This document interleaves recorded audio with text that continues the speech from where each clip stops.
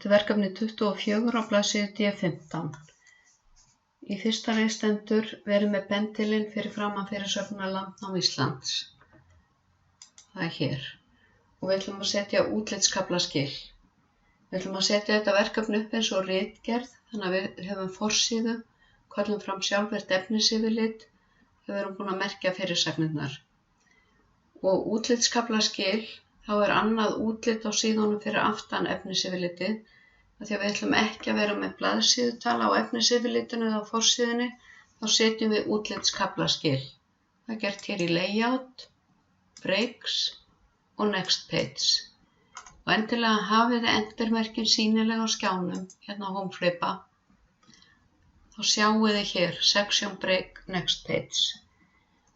Nú ætlum við að merkja fyrstu fyrirsögnina með heading 1. Það erum við hér og merkjum hana. Við ætlum að breyta útlitinni, sjálfgefið letur 16 punkta kalibri light, flátt letur, og við ætlum að breyta bilinu fyrir ofan og neðan fyrirsögnina. Og erum við pendilinn hér, hittum á hægri mús og Modify. Og við ætlum ekki að breyta stærðinni og ekki breyta litnum.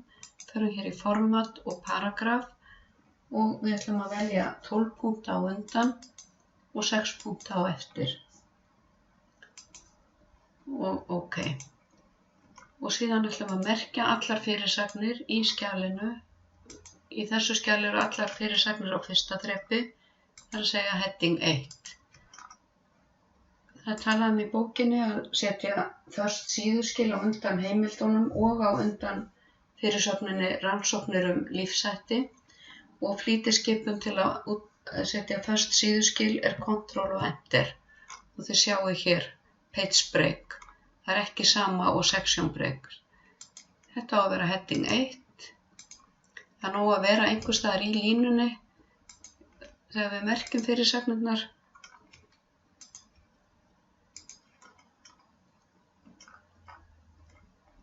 Setja först síðuskil hér. Heimildir koma alltaf á sér blaðsíðu aftast í skjalinu þó að sé nóg pláss á síðunni á undan. Hér sjáum við Page Break og hér eru líka först síðuskil en aftur á móti voru hér útlitskaflaskil. Þegar ég setji blaðsíðunúmer þá ætlum við að setja þannig að það komi ekki blaðsíðunúmer á efnisyfirlit og ekki heldur á forsíðuna.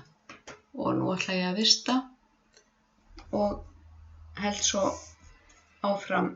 Þetta er búin að taka lið 1 til 5 í bókinni, þannig að ég fer næst í lið númer 6 með ykkur.